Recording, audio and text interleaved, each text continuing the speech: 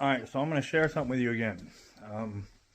This is from the book of Enoch, chapter 69.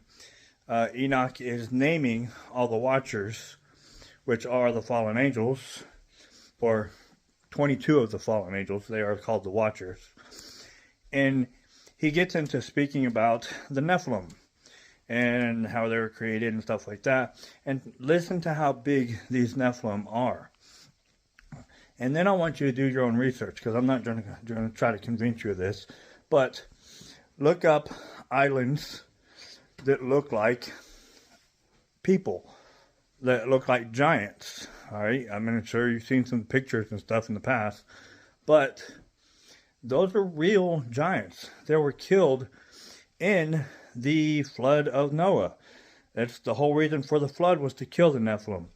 And to get rid of those. It's also why, if you look into giant trees that have been cut down, they cut down those trees, it's believed, to keep those Nephilim from climbing the trees and escaping the flood. All right, there's a lot to this if y'all really get into it. And if you eat Himalayan salt, get ready to maybe be sickened, or not care, because a lot of people really don't care. But look up where it comes from. It comes from these mountains that are made of giants. It is petrified Nephilim flesh.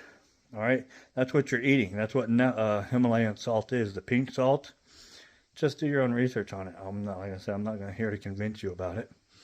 But I stopped eating it as soon as I learned that.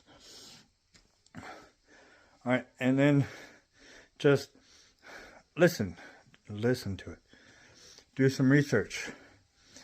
A little history on Enoch. Enoch was transfigured. All right, he never died. He's in the Bible. He never died. In chapter 68, it's either 68 or 67. Enoch, this is telling you about his transfiguration. The book of Enoch was written while he was in heaven, and then he brought it down to his sons. All right, and then gave his sons all this information and the writings. God gave him access to everything, of all the secrets of heaven. That's where the book of Enoch comes from. That's why a lot of people say that it's not real or whatever, but it's written while Enoch's in heaven, and he was given all the secrets of heaven. That's how come he knows all this stuff and all the angels and everything that's involved in it, if you listen to it. So that's the history of Enoch a little bit, just a little bit. Very interesting book. Really open your eyes up to a lot of stuff if you pray to God about it and let Him speak to you. All right, you cannot figure this out with your human mind. Even the King James Version Bible says that it is not for man to discern. It is not for you to understand in your natural form. This is a spiritual book. It's a spiritual word. It needs to speak to your spirit. Let it. I'm going to share a screen recording from chapter 69 where Enoch names the angels and talks a little bit about the Nephilims and stuff like that. And just check it out. Do your own research. Let it speak to you. Right? With everything that's going on in today's world and the flood of Noah, once you start getting all the real information, you start to put things together and realize that a lot of stuff you've been told throughout the years is a lie. God bless you. Y'all have a safe day. A good day. Chapter 69. And after this judgment I will terrify and make them tremble, because they have shown this to those who dwell on the earth. And behold the names of those angels. The first of them is Samjaza, the second Artakifa, and the third Armin, the fourth Kokabi, the fifth Turiel, the sixth Ramjal, the seventh Danjal, the eighth Nekael, the ninth Barakel, the 10th Azazel, the 11th Armoros, the 12th Batarjal, the 13th Busasejal, the 14th Hananel, the 15th Terrell, and the 16th Semapisiel, the 17th, Jetrel, the 18th, Tumael, the 19th, Terrell, the 20th, Rumael, the 21st, Azaziel. Author's note: for more information on the heavenly names, such as the various names of the presence of the Lord, see the third book of Enoch, also called the Hebrew Book of Enoch. The leader of the watchers was Samjaza, also pronounced Shemhazai. 200 angels were divided into a group of 10, each under the leadership of a chieftain or captain. They defiled themselves with women, producing children. Their children were giants of 3,000 ells tall, which some sources say is approximately 3,420 meters in height, 11,250 feet tall.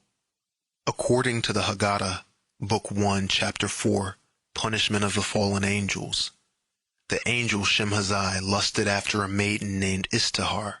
However, she tricked him to reveal the ineffable name of God. Istihar used the name to ascend to heaven and escaped her violation by Shemhazai. God rewarded Istihar for her by commemorating her as the seven-star constellation Pleiades. In Genesis 4:22, Naamah was a daughter of Lamech and Zillah, and sister of Tubal-Cain. She was a descendant of Cain, hence a Cainite. According to the Haggadah, Naamah was the opposite of Istihar, because the angel Shamdan had succeeded in sexual union with Naamah. Naamah's offspring was Asmodeus, a demon, instead of a giant. Asmodeus appeared in the Apocrypha Tobit. According to the introduction of the Zohar, it was Naamah who first deceived and seduced the angels, rather than the angels seducing Naamah. Zohar 3 mentioned the angels, Azza and Azael, instead of Shamdan. They were victims of her beauty. She became mother of unknown number of demons. Our vampire lore may have begun with the Book of Enoch, since it states the giants consumed all the food men could produce and then began devouring people and sucking their blood, like vampires. And these are the chiefs of their angels and their names, and their leaders over hundreds, and leaders over 50s, and leaders over 10s. The name of the first, Jacon, that is, the one who led astray the sons of God, and brought them down to the earth, and led them astray through the daughters of men. And the second was named Asbiel. He imparted to the holy sons of God evil counsel, and led them astray so that they defiled their bodies with the daughters of men. And the third was named Gadriel. It is he who showed the children of men all the blows of death, and he led astray Eve, and showed the weapon of death to the sons of men, the shield and the coat of mail, and the sword for battle, and all the weapons of death to the children of men. And from his hand they have proceeded against those who dwell on the earth from that day and forevermore. And the fourth was named Penemu. He taught the children of men the bitter and the sweet, and he taught them all the secrets of their wisdom. And he instructed mankind in writing with ink and paper, and thereby many sinned from eternity to eternity and until this day. For men were not created for the purpose of confirming their good faith with pen and ink,